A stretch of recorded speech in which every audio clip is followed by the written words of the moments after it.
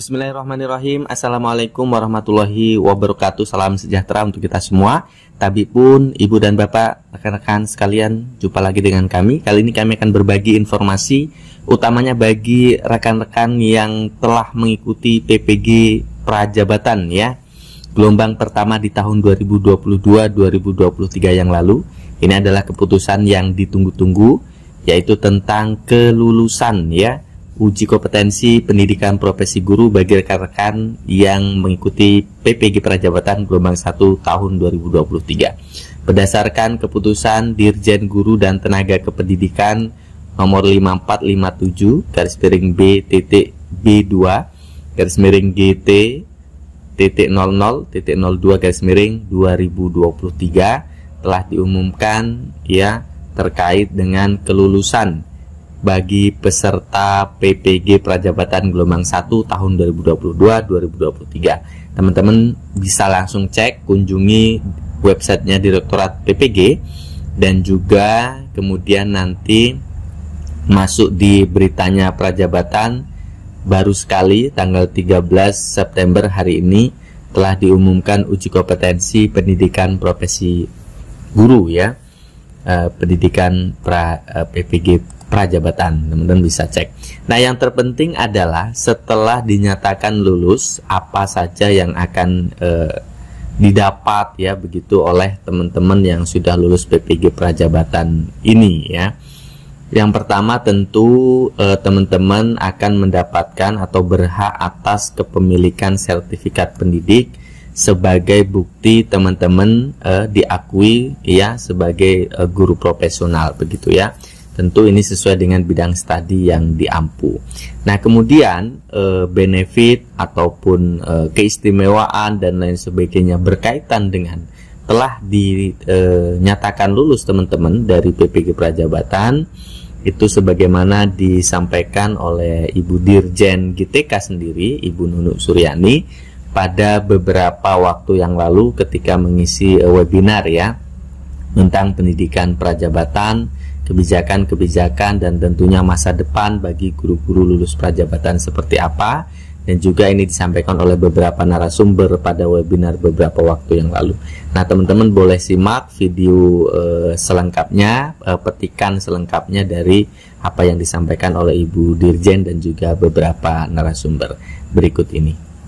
Terkait yang pertama, tidak adanya LPT yang kredibel di daerah Garut, Ibu, terkait lokasinya ini yang terdekat mungkin di UPI. Kemudian yang kedua terkait dengan kebijakan penempatan, ini mungkin dikhawatirkan oleh banyak peserta ini Bu Dirjen pasca lulus dari PPG Prajabatan. Kemudian yang ketiga ada kemiripan juga tentang penempatan, ini apakah di Indonesia Timur dan apakah ada survei. Monggo Bu Dirjen untuk bisa ditanggapi. Baik, terima kasih Pak. Jadi kalau kita mau ikuti banyak yang tanya ya Pak ya. Kalau kita mau, jadi ini selalu dimanapun kalau kita datang itu selalu pertanyaannya yang sama gitu ya. Terkait dengan PPL nanti PPL ini nanti LPTK yang akan menempatkan ya. Jadi sekolah-sekolah yang dipakai ini adalah sekolah-sekolah yang sudah ada masuk kriteria sekolah-sekolah penyelenggara IKM, sekolah penggerak. Seperti itu ya.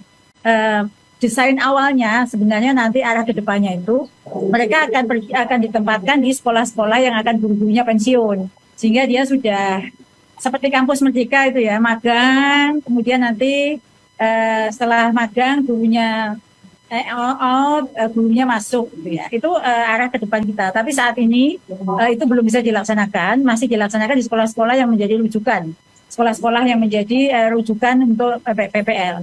Jadi ke depan yang mulai tahun depan akan seperti itu.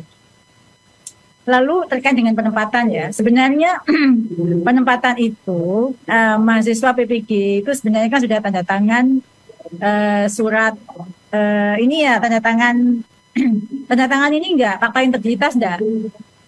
Dia enggak Pak? Tanda tangan fakta integritas enggak waktu daftar PPG?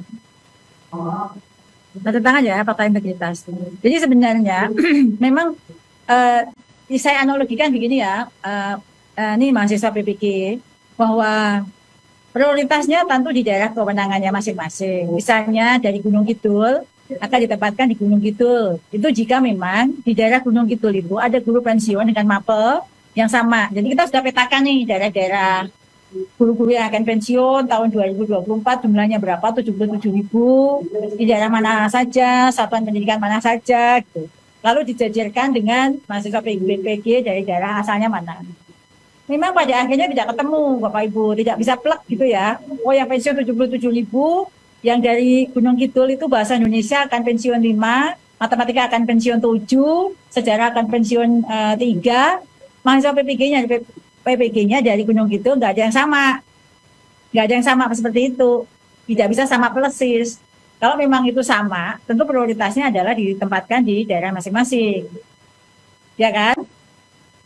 Nah, tapi kan seperti ini ya, contoh yang sekarang aja di oversupply guru itu numpuk itu sampai 200.000 guru-guru yang numpuk itu yang sedang kita tata. Nah, prioritas utama adalah jika memang putra daerah yang mendaftar dengan senang hati tentu daerah akan mengangkat ya Bapak Ibu semua dan Anda semua calon guru itu di sekolah tersebut.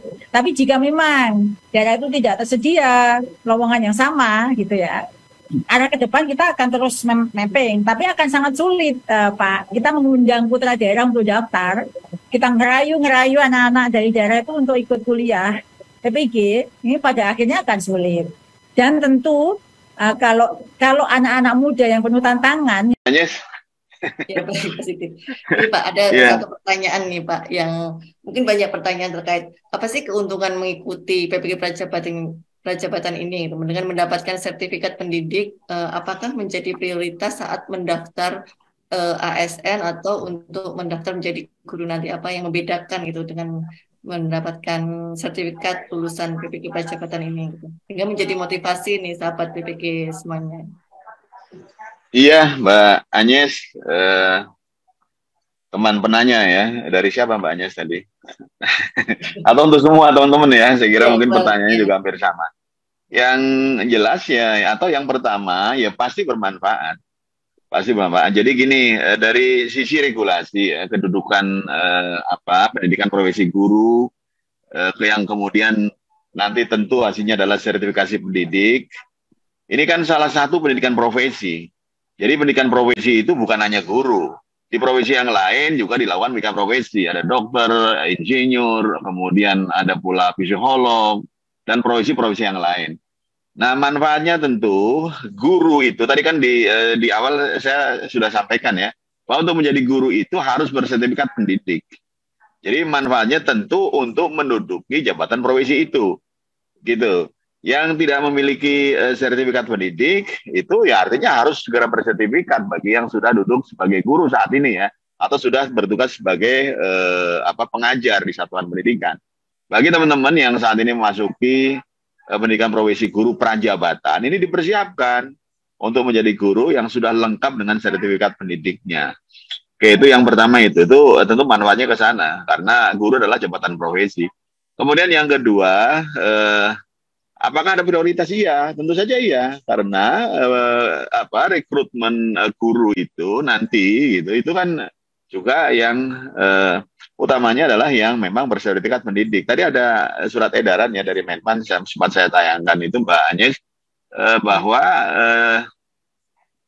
rekrutmen guru selain tentu kalau pendidikan minimalnya adalah kualifikasi akademik S1 D4, tapi juga yang dilengkapi pula dengan sertifikat pendidik seperti itu, dan itu ya tentu menjadi menjadi indikator ya bahwa yang bersertifikat pendidik inilah yang diutamakan, yang diprioritaskan seperti itu. Oke Mbak Agnes, terima kasih. Oh ya baik, terima kasih Pak Sigit untuk penjelasannya. Jadi